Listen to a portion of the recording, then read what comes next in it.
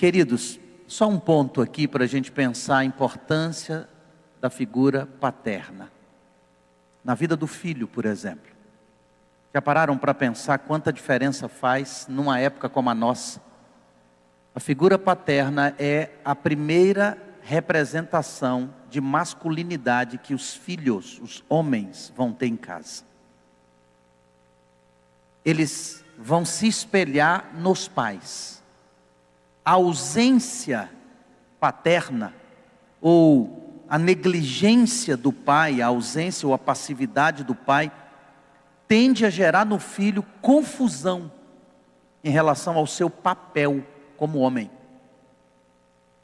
É extremamente importante a presença do pai na vida dos filhos, porque filhos sem a figura masculina do pai em casa, muitas vezes ficam confusos diante de desafios, perdem a referência de masculinidade e de alguém que enfrenta os problemas. Na vida da filha, o pai é o primeiro modelo de relacionamento masculino que ela vai ter. É a relação do pai com a mãe e com a filha que vai dar à filha referência de relacionamento com o sexo oposto. Em famílias onde a figura paterna, masculina é ausente, há uma tendência das meninas buscarem relacionamentos que supram essas necessidades e muitas vezes esses relacionamentos são abusivos.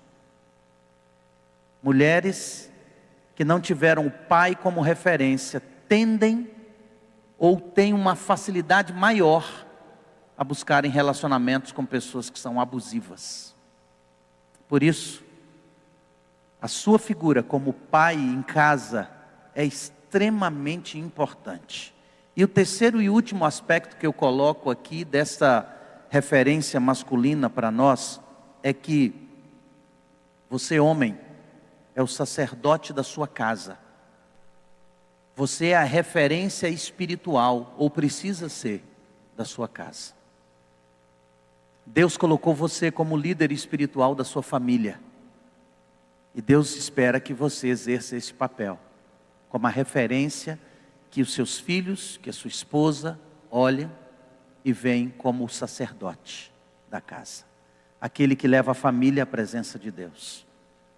Então, no dia dos pais, que possamos exercer o papel que Deus nos deu, porque é extremamente importante o papel paterno hoje, nos dias atuais. Nós temos uma carência de homens que representem masculinidade para os filhos e que representem maridos respeitosos para as filhas. Porque é na relação do homem com a esposa e com a filha que ela vai encontrar referência de marido que ela vai buscar na fase adulta dela. Que você seja o sacerdote da sua casa e que Deus continue honrando a sua família através do seu cuidado, das suas orações, da sua dedicação. Vamos abrir a palavra de Deus? Quero convidar você a abrir comigo o livro de Ezequiel, capítulo 14. Abra comigo. Ezequiel, capítulo 14.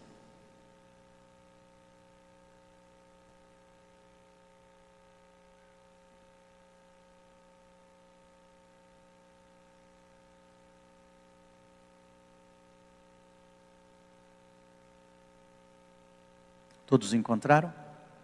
Amém? Deixa aberta a sua Bíblia aí no capítulo 14 de Ezequiel. Você já viveu a experiência? E aí eu quero que você pense comigo agora e tente aprofundar um pouco isso. Você já viveu a experiência de você acordar de manhã mais cedo, com desejo e com a intenção de buscar a Deus, de ter o seu momento devocional com Deus, de realmente ter uma experiência de colocar Deus em primeiro lugar naquela manhã. Mas de repente você acorda, e quando você vai ao banheiro, usar o banheiro, você leva o celular. Mas você está na mente de que você, ao sair ali do banheiro, você vai para o seu momento a sós com Deus. Mas aí no banheiro você acessa seu celular, suas redes sociais, seu WhatsApp, chega a mensagem, você vai olhar a mensagem que você não viu na noite anterior, Você vai olhar o Instagram para ver se tem algum direct para você, Facebook, o YouTube, e de repente, aquele momento que deveria ser reservado para você passar a sós com Deus, ele é gasto nas redes sociais. De repente você tinha meia hora para passar na presença de Deus antes de se arrumar para ir para o trabalho. Você gastou essa meia hora olhando as mensagens do seu WhatsApp e as postagens do Instagram. É muito comum isso de acontecer. Ou às vezes a gente até senta no sofá ou na mesa de jantar ali para você estudar a Bíblia. Você senta com sua Bíblia, sua lição de escola sabatina, com um livro. Você começa a estudar a Bíblia, a lição. Quando de repente o seu celular dá um sinal de alerta. Chega uma mensagem, uma notificação. E a sua mente estava ali concentrada na palavra de Deus. De repente você pensa assim: quem será? Será que é alguma coisa urgente? Aí você para a leitura e o momento de reflexão na palavra, e você vai acessar o celular para ver se é alguma coisa. De repente é uma mensagem de uma pessoa que mandou um link para você de uma promoção. Você entra no link, começa a olhar as coisas, e aqueles minutos que você tinha para passar na presença de Deus, você acabou gastando olhando aquela mensagem, aquela notificação, aquela postagem, aquela promoção. Isso é muito comum de acontecer conosco. Esses dias eu vi uma postagem no Instagram que me chamou a atenção e me gerou uma reflexão bem séria. A postagem, o título era assim: se o seu celular fosse a sua Bíblia. Aí a pessoa aparece em diferentes ocasiões. Ela acorda, aí ela pega, ao invés de pegar o celular, ela pega a Bíblia e começa a ler. Ela vai ao banheiro, ao invés de levar o celular, ela leva a Bíblia. Ela vai para a cozinha e ela está lavando vasilha, e ao invés de estar olhando mensagens ou vendo vídeos no celular, ela está lendo a Bíblia na frente dela. Em várias cenas do cotidiano nosso, o vídeo dizia assim: se o seu celular fosse sua Bíblia. E aquilo me deixou reflexivo. Quão comum é de nós estarmos fazendo coisas do dia a dia. Você está dentro do ônibus, você está no carro esperando, você está em casa no sofá, você chega para jantar, você está comendo, e o celular está aberto e você está passando. Se o seu celular fosse sua Bíblia, como seria a sua relação com Deus hoje? Pensa nisso, porque esse vídeo me deixou tão pensativo. Quantas vezes eu gasto? Às vezes eu penso assim: e eu estava conversando com meus filhos. Eu tenho 2 filhos, um de 23 anos e um de 20. Nós estávamos conversando sobre isso um tempo atrás, e eu falei com eles: mas o problema é que nós gastamos muito tempo em redes sociais. Aí os meninos tentando se defender, disse: não pai, não fico tanto tempo assim não. O senhor fica falando disso, mas não fico não. Eu falei: tá bom, vamos fazer o seguinte então. Cada um, vamos abrir o celular e vamos lá na contagem de horas que a gente passa, e vamos ver quais os aplicativos que nós mais passamos tempo. E aí abri com eles, abri o meu e eles abriram deles. E aí nós vamos ver quanto tempo nós passamos na última semana no celular, acessando YouTube, Instagram, Facebook, WhatsApp. Aí a gente foi abrir. Os meninos, aí na hora que nós abrimos e pegamos o tempo que nós gastamos, eles falaram assim: acho que eu tenho que ficar calado, né pai? Acho que eu não posso falar nada mesmo não. Porque a gente não vê. E aí eles mesmos falaram assim: pai, a gente não sente o tempo passar. E é verdade. Muitas vezes a gente não percebe o tempo passando. Quando você vai dar conta, passou 1 hora e você está lá passando feed, rolando feed, ou assistindo Reels. Quando a gente chega em casa, às vezes cansado do trabalho, você fala assim: eu vou assistir uns Reels aqui para dar umas risadas, porque agora que aquilo ali virou plataforma de humor, né? A gente começa a olhar aquilo ali, começa a dar risada, e não tem nenhum problema da gente acessar aquilo. Mas o que eu estou chamando a atenção e o que me fez refletir, algumas coisas que eu fui lendo, estudando e vendo, é que o tempo que nós gastamos neste dispositivo, neste aparelho, olhando o que nós estamos olhando, se nós gastássemos lendo a Bíblia, ou orando a Deus, nossa relação com Deus seria tão mais profunda, tão mais intensa do que tem sido. A gente tem às vezes orado pedindo a Deus: Senhor, me dá mais fé, me ajuda a andar na sua presença. Mas quando a gente tem a oportunidade de passar mais tempo na presença dEle, a gente se distrai. E aquilo que nos distrai, pode nos destruir. Aquilo que nos distrai, pode nos destruir. Deus chamou o profeta Ezequiel e deu a ele uma mensagem que só Deus podia dar. Quando o profeta Ezequiel viu os anciãos de Israel sentaram diante dele, aqui no capítulo 14 de Ezequiel, o Senhor revelou ao profeta o que ninguém mais podia ver. Olha comigo, verso 1 do capítulo 14. Ezequiel 14, verso 1. Olha o que o texto diz. Então, alguns dos anciãos de Israel vieram e se assentaram diante de mim. A palavra do Senhor veio a mim dizendo: Filho do homem, estes homens levantaram ídolos. Aonde, diz a sua Bíblia? Dentro do seu coração.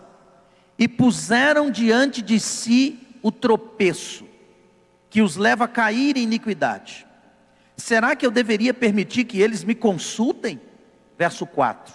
Portanto, fale com eles e diga-lhes: assim diz o Senhor Deus: qualquer homem da casa de Israel que levantar ídolos dentro do seu coração e puser diante de si tropeços que o levam a cair em iniquidade, e que depois vier consultar um profeta, eu, o Senhor, lhes responderei segundo a multidão dos seus ídolos. Farei isso para que eu possa conquistar novamente a casa de Israel no seu próprio coração, porque todos se afastaram de mim por seguirem os seus ídolos, diz o texto. Esta revelação para mim é perturbadora, me incomoda. Os líderes de Israel não estavam se curvando diante de estátuas, não estavam adorando falsos deuses, não havia evidência externa de idolatria, não havia nenhuma evidência. Os ídolos destes homens eram invisíveis, ninguém os podia ver, estavam escondidos os ídolos nas profundezas do próprio coração deles, e talvez até mesmo escondido deles mesmos. Não percebiam que estavam adorando outros deuses, que não era o Deus verdadeiro. Por isso, Deus revela para o profeta. Deus via claramente. Hoje eu quero fazer algumas perguntas difíceis. Hoje a minha mensagem é para reflexão séria e para mudança. Porque eu vou fazer algumas perguntas difíceis que servem para mim, que tem me levado a pensar muito seriamente na minha relação com Deus, na minha comunhão com Deus, no meu cristianismo. Então eu quero deixar essas perguntas para a sua reflexão. Pensa comigo aqui. Coloca no seu coração essas perguntas para você pensar, refletir e meditar. Quando foi a última vez que você não conseguiu resistir em verificar o seu telefone durante uma oração ou uma leitura bíblica? Quando foi a última vez? Pensa comigo. Segunda pergunta que eu faço para você: quando foi a última vez que você perdeu o sono preocupado com dinheiro? Uma dívida? Você perdeu o sono preocupado em querer ganhar mais dinheiro e tentar pensar, e você não conseguiu dormir. 3 da manhã você acordou preocupado com isso. Como eu vou ganhar mais dinheiro? Eu preciso ganhar mais dinheiro, eu preciso pagar minhas contas todas, eu preciso comprar a casa, eu preciso comprar o carro. E você perdeu o sono por causa disso. Mas você não tem perdido o sono pensando na sua relação com Deus. Quantas vezes isso tem acontecido? Quando foi a última vez que você sentiu mais emoção em que seu coração acelerou e você sentiu mais satisfação ao receber uma aprovação na rede social por um post que você fez, do que por se lembrar da verdade de que você é um filho amado de Deus? Já percebeu como às vezes nós damos mais valor ao que os outros falam de nós nas redes sociais? Colocamos um post às vezes nas nossas redes sociais, um vídeo, uma imagem, um texto, e de hora em hora estamos olhando para ver quem curtiu, quem comentou, e ficamos satisfeitos quando muitas pessoas visualizam. Mas não temos essa mesma satisfação, muitas vezes perdemos essa alegria ao saber ou ao meditar na verdade de que você é amado por Deus e é um filho que Ele ama profundamente, uma filha que Ele ama intensamente. Às vezes essa verdade não gera tanta satisfação quanto os likes que nós temos nas nossas redes sociais, quanto as mensagens que nós recebemos. A verdade incômoda é que a idolatria não precisa de altar de pedra. Idolatria não precisa de imagens de barro para que ela aconteça. E é exatamente isso que o profeta está falando. A nossa fábrica de ídolos opera silenciosamente dentro de nós. A nossa fábrica de ídolos opera silenciosamente dentro de nós, produzindo deuses que nós prostramos diante dele.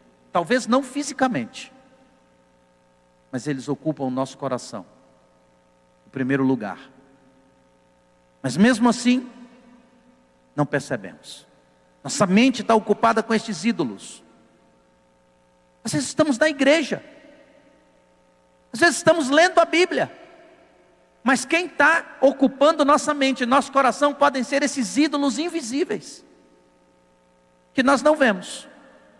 Será que, como os anciãos de Israel, nós não podemos estar sentados aqui no banco da igreja agora, viemos adorar a Deus, cantando louvores, enquanto o nosso coração está prostrado de deuses que estão lá fora, diante de deuses que estão lá fora? O que ocupa sua mente? O que tem preocupado você? O que acelera o seu coração? Essa pergunta é a pergunta que a palavra de Deus nos confronta hoje. Deus está fazendo perguntas. E minha oração, desde quando eu preparei esta mensagem, é que a gente seja honesto e tenha coragem de responder a pergunta de Deus. Para entender melhor o impacto, para entender melhor o que estava acontecendo desse texto aqui, episódio, eu quero entender o contexto com vocês dessa narrativa. Só para você entender um pouquinho melhor o que Deus está falando. Israel aqui, nesse episódio, capítulo 14 de Ezequiel, Israel estava em Babilônia, exilado. Eles haviam sofrido juízos de Deus por causa da mistura deles com as nações vizinhas, por causa da idolatria. Deus permitiu que Babilônia viesse, Nabucodonosor com seu exército, e tomasse Israel. E foram levados cativos para Babilônia. Aqui eles estavam em Babilônia. Foram punidos por idolatria. O templo foi destruído, a nação foi humilhada. Tudo isso aconteceu porque haviam abandonado a Deus. Porque haviam largado Deus por falsos, trocado Deus por falsos deuses. Agora, o que torna esse texto mais poderoso para mim e que incomoda é que mesmo após experimentarem as devastadoras consequências de terem abandonado a Deus, de estarem experimentando a humilhação, perda da terra, perda da liberdade, perda da dignidade nacional, eles perderam tudo. Mas sabe o que me chama a atenção? É que a idolatria só mudou de forma, mas continuou. Eles não estavam mais adorando nos lugares altos, como a Bíblia relata. Eles não estavam mais diante de postes ídolos, mas agora o ídolo estava aonde? No coração. Isso me chama a atenção. O ídolo estava no coração. Eles estavam sofrendo as consequências da idolatria e ainda continuavam idolatrando. Impressionante isso. E o capítulo 14 aqui, do verso 1 ao 3, tem uma coisa interessante. Olha o verso 3, diz assim, ó, filho do homem, estes homens levantaram ídolos dentro do coração. Sabe, às vezes as nossas traduções de português a gente não para pensar nos detalhes.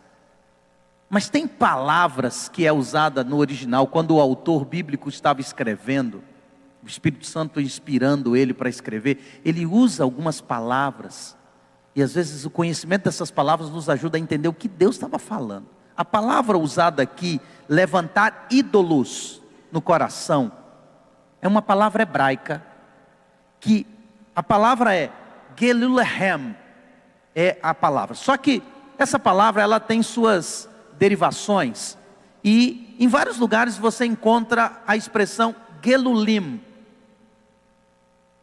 Eu nunca tinha prestado atenção, mas eu fui estudar mais a fundo o texto dessa expressão levantar ídolos, e Deus usa a expressão Gelulim. Sabe o que significa? Literalmente a palavra Gelulim significa coisas redondas de esterco. Essa palavra é usada para esterco de animal. Quando um cavalo ou quando uma vaca defeca, o excremento do animal é chamado em hebraico de gelulim. Sabe o que Deus está dizendo? Você entendeu a mensagem de Deus? Em outras palavras, Deus está dizendo assim: estes homens levantaram objetos de excremento no coração deles, porque para Deus o ídolo é como esterco, não tem valor na nossa vida. Deus estava dizendo aqui, estes homens, a linguagem é forte, precisamente porque o pecado era grave. Deus estava dizendo, levantaram esterco no coração.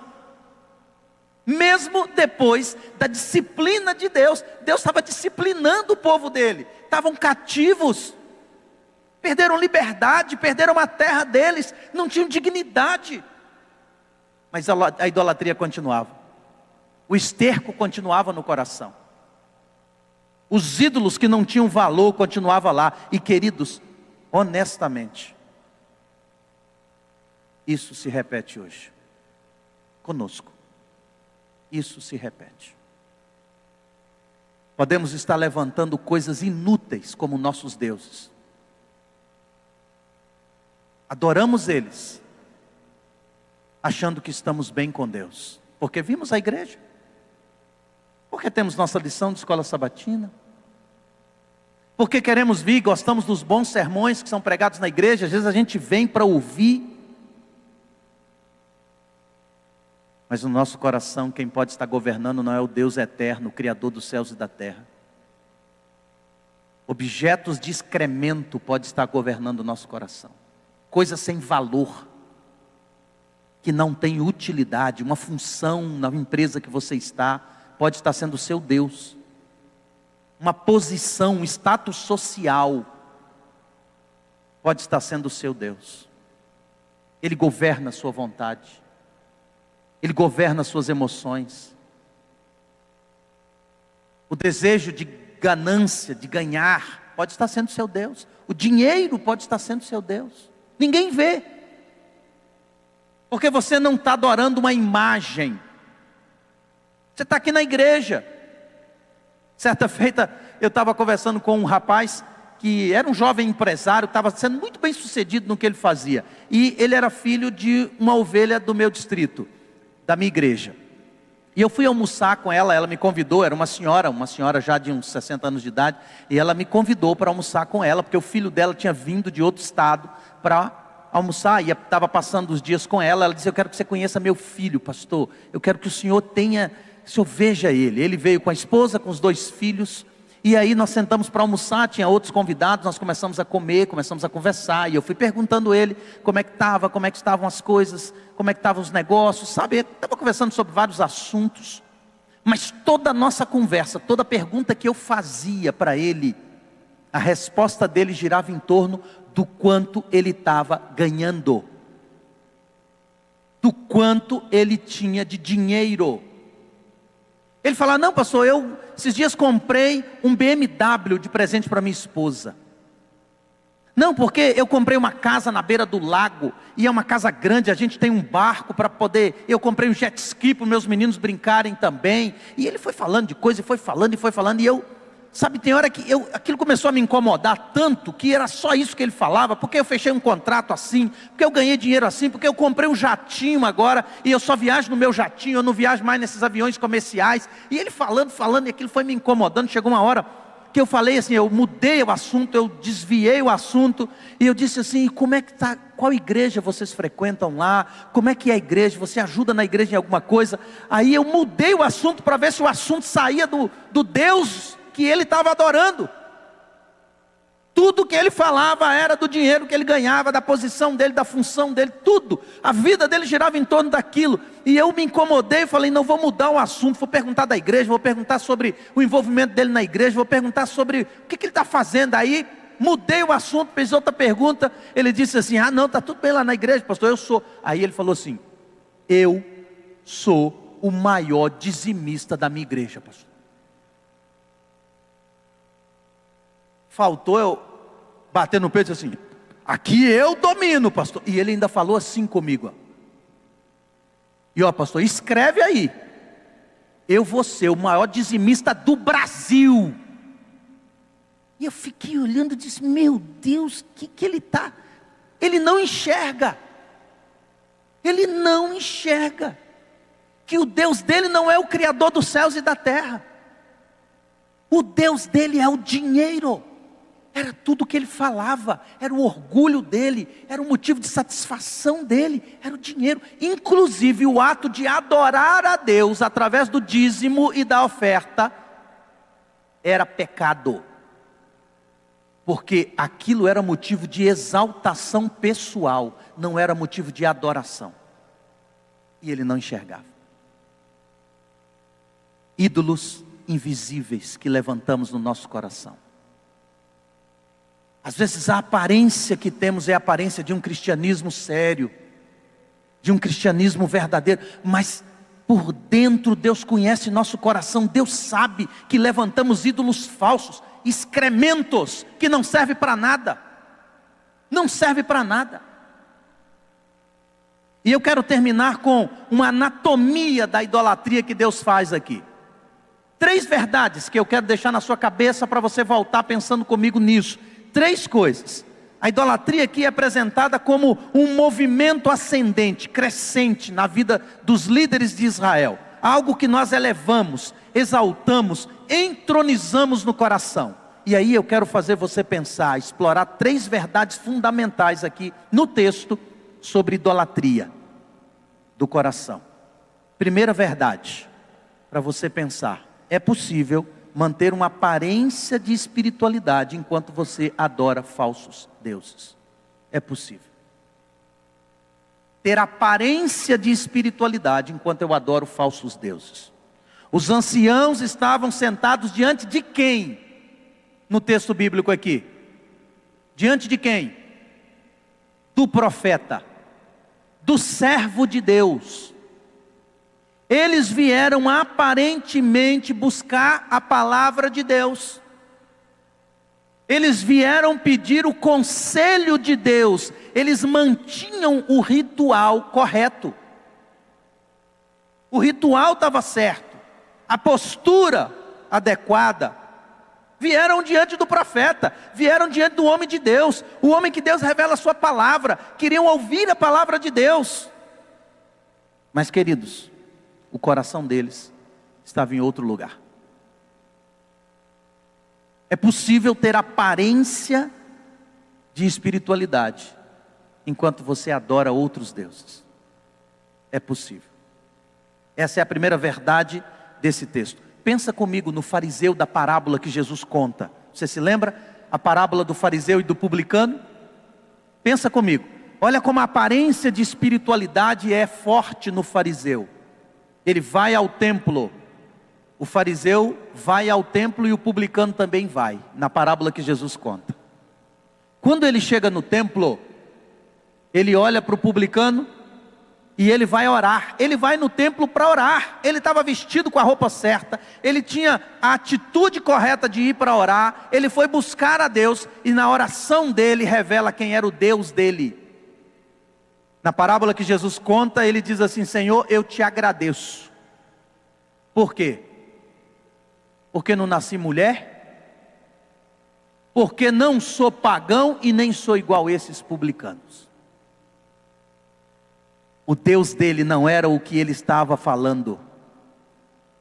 Era a autoimagem dele, a imagem de um líder religioso, a influência de um líder religioso. Ele adorava a sua própria imagem, não adorava a Deus.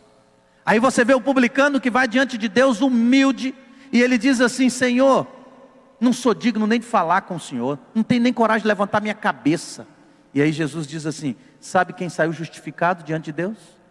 Sabe quem Deus aceitou naquele momento? O pecador publicano que estava lá. Porque o fariseu estava adorando a si mesmo.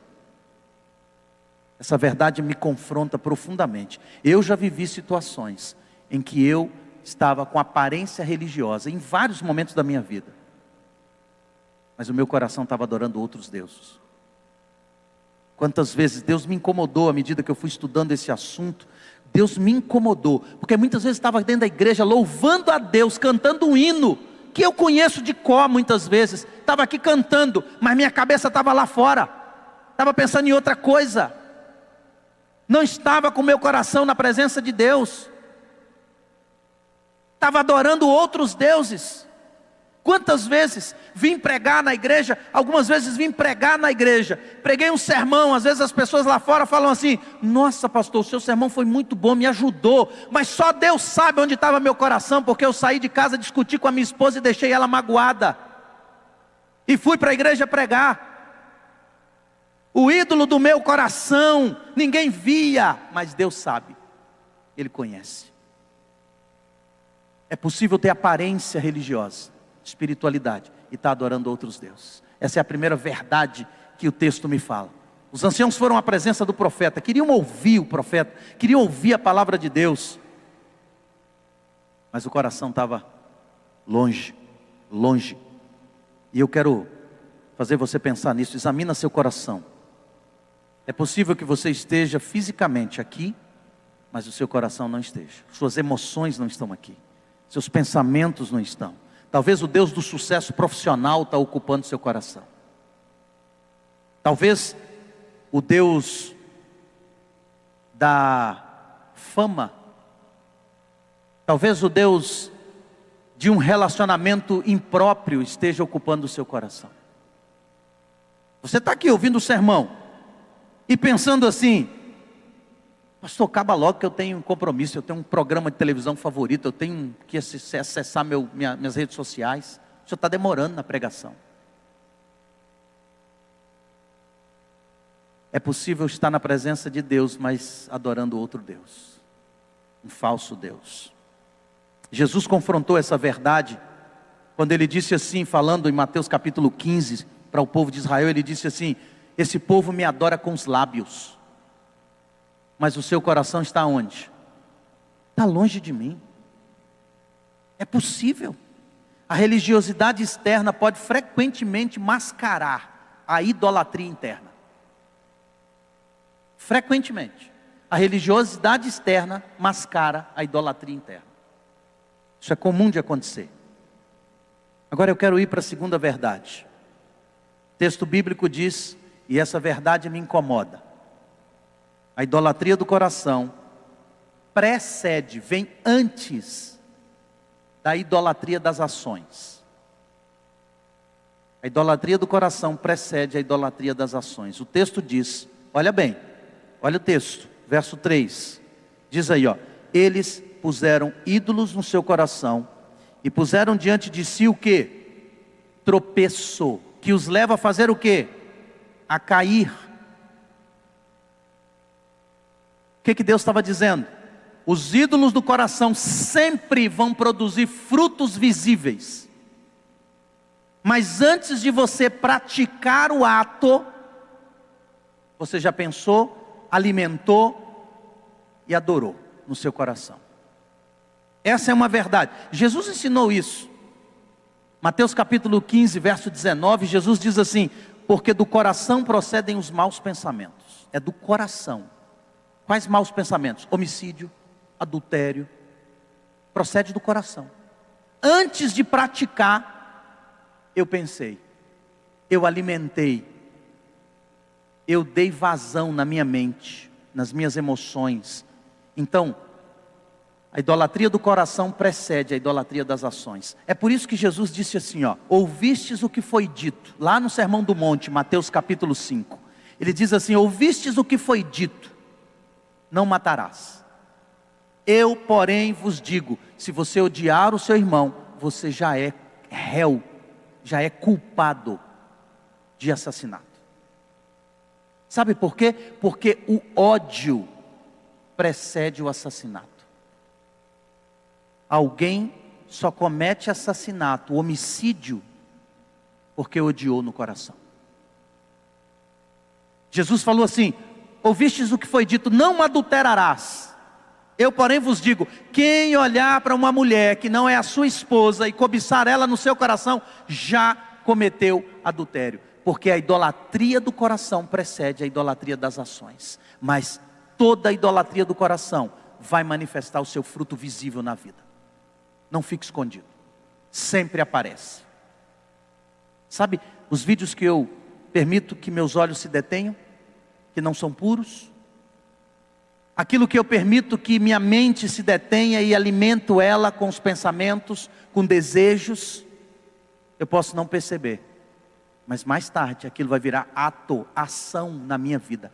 Uma vez conversando com um senhor que tivemos que... A igreja teve que disciplinar ele por adultério. Ele traiu a esposa com a outra moça.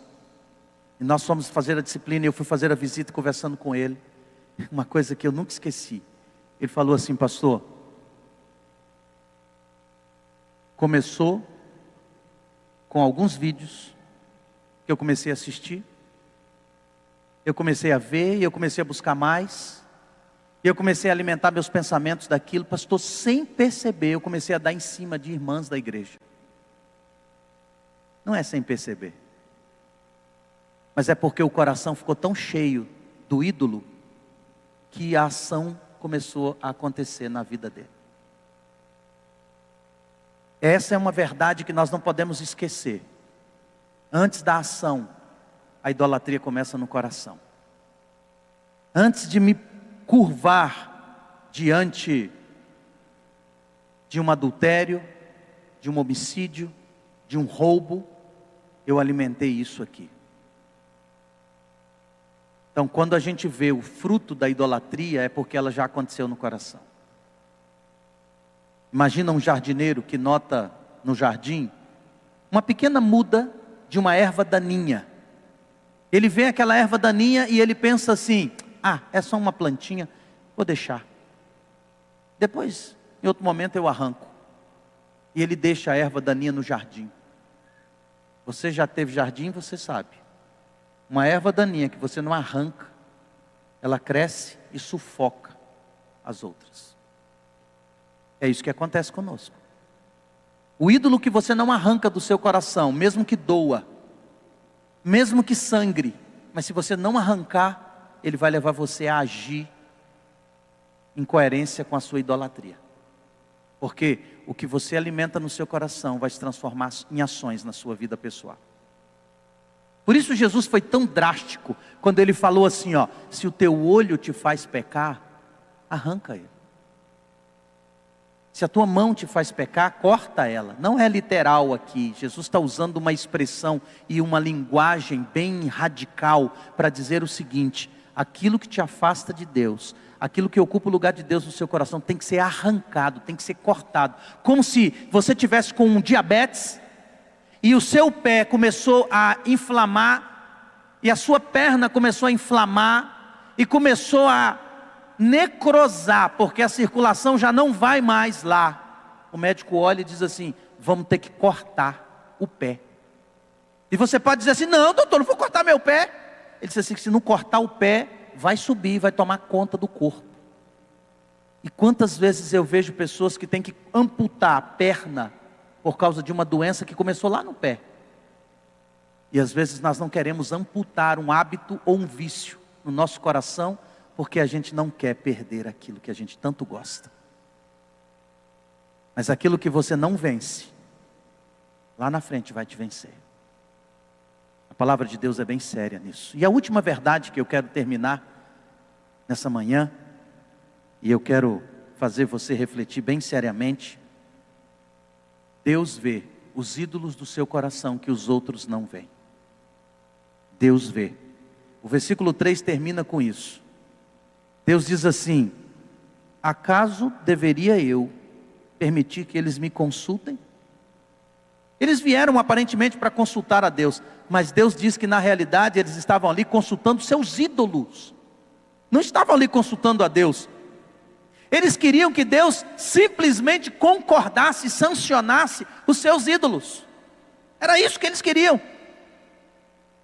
Por isso vieram à presença de Deus. Muitas vezes nos aproximamos de Deus não para descobrir a vontade de Deus. Quantas vezes nos aproximamos de Deus para pedir a aprovação dele sobre os nossos planos, sobre a nossa vontade, sobre os nossos desejos. Queremos que Deus aprove. Já tomamos as decisões, só queremos que Deus aprove. Só queremos a bênção dele. Quantas vezes oramos: Senhor, eu devo aceitar esse emprego que paga mais? A gente começa a orar por isso, mas vai exigir que eu abandone meu ministério lá na igreja, Senhor. Mas eu devo aceitar? Você já sabe a resposta. É que a gente quer que Deus sancione. A gente quer que Deus... Vocês vão fazer sociedade. E quantas vezes as pessoas já vieram para mim pedindo oração? Uma vez uma moça veio no correio. Eu estava no correio, na cidadezinha do interior. Era o único banco que a gente tinha, era o correio, que era o Bradesco. Aí eu fui na fila do banco, esperando para ser atendido. Uma senhora, uma jovem senhora, parou atrás de mim, bateu no meu ombro e disse: oi, pastor. Eu disse: oi, tudo bem? Ela era do distrito vizinho. Ela disse assim: queria pedir oração para o senhor. Eu disse: claro. Pelo que eu posso orar? Ela disse: é que eu estou indo para os Estados Unidos, eu queria que o senhor orasse para que Deus abençoasse, que tudo desse certo. Eu disse: é mesmo? Você já conseguiu visto? Ela disse: não, entrei com a documentação agora, consegui um dinheiro emprestado, dei entrada, e agora eu estou esperando que dê certo. Pastor, ora para o visto sair. Eu disse: puxa, que legal, você vai mesmo? Você vai com o esposo e o filho? Ela disse: não, pastor, me separei. Você separou? Eu disse: me separei. Eu disse: então vai só você e seu filho? Ela disse: não, meu filho vai ficar com a minha sogra aqui. Aí ela viu que eu falei: mas seu filho vai ficar com sua sogra? O filho dela tinha 6 anos de idade. Aí ela disse assim: vai ficar com a minha sogra, pastor, porque é o seguinte. Aí vem, sabe, a gente começa a encontrar justificativa espiritual. A gente começa a encontrar justificativa espiritual para justificar nossas decisões. Aí ela disse assim: é que eu vou trabalhar, ganhar dinheiro para colocar meu filho numa escola adventista. Aí ela disse: a melhor educação que eu posso dar para o meu filho é uma escola adventista. Por isso que eu estou indo, pastor. Aí eu olhei bem seriamente para ela. E eu tenho um problema que às vezes é sincericídio. Eu tenho esse problema. Às vezes eu não consigo disfarçar. E nem simplesmente ser diplomático quando envolve uma situação como essa. Aí eu falei com ela assim: olha, deixa eu dizer uma coisa. Você está correta em dizer que a educação adventista é a melhor educação que você pode dar ao seu filho. E é verdade. Educação adventista está alinhada com o que você ensina em casa. E quando você coloca o seu filho numa escola adventista, ele vai aprender o que você ensina dentro de casa. Está corretíssimo. Mas a educação adventista não substitui a sua presença como mãe na vida do seu filho. E aí eu fui honesto com ela. Disse: desculpa, mas por isso eu não posso orar. Por quê? Porque ela já sabia a resposta. Ela já sabia qual era a vontade de Deus. Ela estava querendo que Deus sancionasse os planos dela. E nós fazemos isso com frequência. Nós somos a presença de Deus, e aí você está precisando de encontrar o rapaz ou a moça da sua vida, e você fala: Senhor, tem que ser o fulano, Senhor. que seja Ele. A gente não vai buscando a vontade de Deus, a gente vai para que Ele abençoe os nossos. É exatamente o problema desses líderes de Israel. Quando o nosso coração já está decidido pelo que queremos, o ídolo já está levantado, mas nós vamos à presença de Deus e diz: Senhor, qual é a tua palavra para mim? O Senhor confirma, é isso que eu posso fazer, sigo nesse caminho. Senhor, eu estou sentindo que é. E a gente começa a criar, sabe, esses argumentos. Pensa comigo, por exemplo, em Balaão, lá no livro de Números. O profeta Balaão, ele consultou a Deus se deveria ir com os mensageiros de Balaque. Senhor, eu devo ir com eles? O que Deus respondeu? Não vá. Não vá, porque você não pode amaldiçoar o meu povo. Balaão ficou bravo, voltou e disse assim: Deus me proibiu de ir, eu não posso ir. Nem que vocês me forcem, eu vou. O povo foi embora. Aí voltou um outro grupo com mais dinheiro, com mais promessa, com mais riqueza, e falou assim: olha, tudo isso aqui a gente vai te dar, só tem que ir lá e amaldiçoar, o rei está te chamando. Aí o profeta já tinha tido resposta de Deus: fiquem aqui que eu vou consultar o Senhor. Deus já tinha dito: não, mas fiquem aqui que eu vou consultar. Aí vai à presença de Deus e diz: Senhor, eu devo ir com eles ou não? Aí Deus fez o que Deus fala com o povo aqui, ó. Olha para você ver aqui comigo, verso 4. Olha que interessante. Deus termina dizendo assim, ó. Deus fala assim, ó: eu vou lhe responder segundo a multidão dos seus ídolos, para que talvez eu consiga salvar eles. Então o que Deus fez com Balaão, que muitas vezes Ele faz conosco? Deus fez com Balaão assim, na segunda oração, que ele já tinha tido resposta lá atrás, Deus já tinha dito por que ele não deveria ir. Agora ele vai de novo: Senhor, eu devo ir ou não devo? Mas o que movia Balaão não era o sincero desejo de saber a vontade de Deus, era o dinheiro que o povo tinha trazido, e ele tinha interesse no dinheiro. Aí ele vai na presença de Deus e fala: Senhor, eu devo ir ou não? O Senhor é que vai dizer. Aí Deus disse: não, vai, pode ir, segue eles. Aí Balaão, feliz da vida, disse: agora eu posso ir. Só que o povo já tinha ido embora, porque o povo sabia que ele não ia. Foram embora, e Balaão disse: não, agora eu vou, eu posso ir, Deus autorizou. É da vontade de Deus que eu vá. Montou na mula dele, botou a bagagem dele, ó, pé no caminho. Aí Deus teve que usar uma cena forte. Só que, gente, aqui vai uma verdade. Quando o ídolo está levantado no meu coração, a mula de Balaão pode falar comigo. Não vai adiantar. Eu vou continuar no caminho errado. Deus manda sinais para advertir a gente. Deus deixa vir juízo sobre a gente. Mas a gente permanece. Porque no coração está o ídolo. Não está Deus. Percebe como a idolatria é perigosa? A mula de Balaão pode estar falando com você, pode ser um parente seu que falou, pode ser um amigo de trabalho, pode ser uma música que Deus botou na sua cabeça, pode ser um texto bíblico que você leu, e você fala assim: não, mas isso aqui não está muito claro. Deus está respondendo e você está dizendo: não, mas não está claro para mim. Deus tem que falar de maneira mais clara. Só para concluir, com 18 anos eu conheci a igreja adventista por causa de um colega de trabalho. E a gente trabalhava junto, e ele, nos horários do almoço, levava a lição de escola sabatina e lia para mim a carta missionária, e a gente estudava os temas da lição da escola sabatina. Aquilo foi me despertando o desejo de conhecer mais. Eu estava longe de Deus já. Minha mãe, meus pais, eu fui criado na igreja batista. Só que com 13, 14 anos eu me afastei. E aí mudei de cidade, fui morar com meus tios que não tinham religião, e eu acabei seguindo a vida dos meus tios. E aí, com 18, 19 anos, eu estava trabalhando, esse rapaz adventista no trabalho, a gente começou a conversar, e aquilo foi me despertando o desejo de conhecer a Deus, o desejo de voltar para os caminhos de Deus, e eu tinha fome e sede da palavra de Deus. E eu me lembro que eu comecei a frequentar a igreja adventista, e esse rapaz não ia muito. Aí eu me lembro de, no trabalho, um dia estar conversando com ele, ele disse assim: Fernando, que curioso, né? Você está voltando para Deus e eu estou me afastando de Deus. Aí eu olhei para ele e disse assim: por que você está se afastando? Ele disse: rapaz, namoro, trabalho, esses dias eu acabei transgredindo o sábado por causa do negócio de trabalho. Está um enrosco na minha vida. Aí eu fiquei pensando, né? E eu falei com ele: se você sabe que está errado, por que você não muda? Aí ele falou assim: Não, para eu mudar a minha rota é só se Deus fizer um negócio sobrenatural.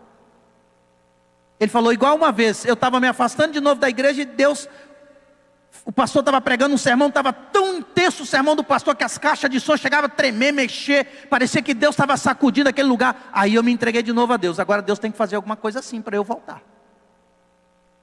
E eu fiquei pensando depois, os anos foram se passando e eu pensando naquilo, eu dizendo assim, muitas vezes a gente sabe o que é certo, a gente sabe a vontade de Deus, mas o ídolo está tão forte no meu coração, que não adianta, a mula de Balaão pode falar, não vai resolver, algo sobrenatural vai acontecer, eu vou continuar fazendo errado.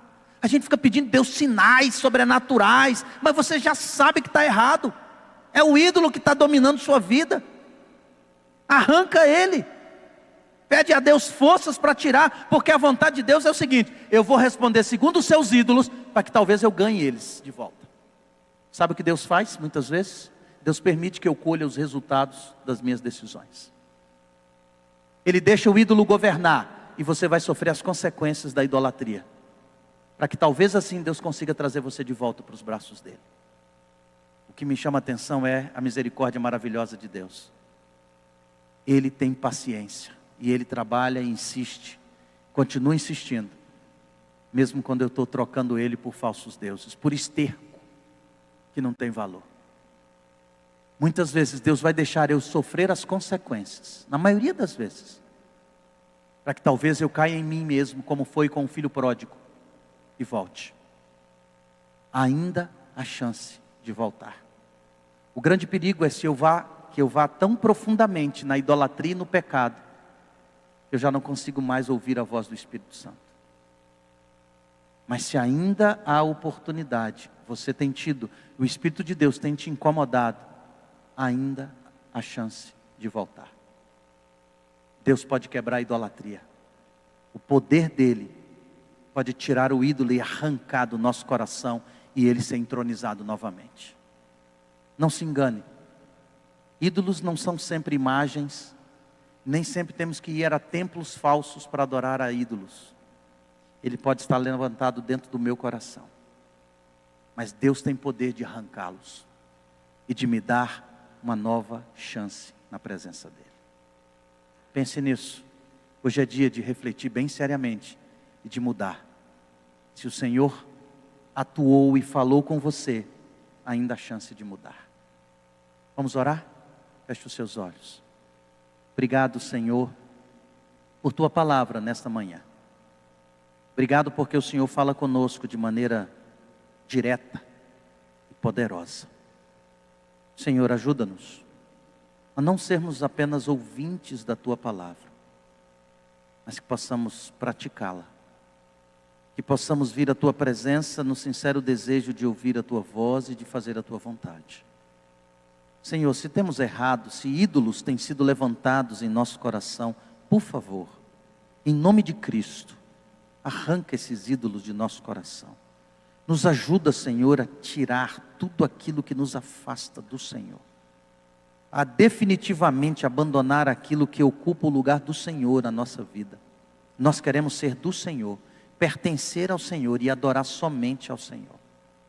Ajuda-nos, aceita-nos. Perdoa-nos, pedimos em nome de Jesus. Amém.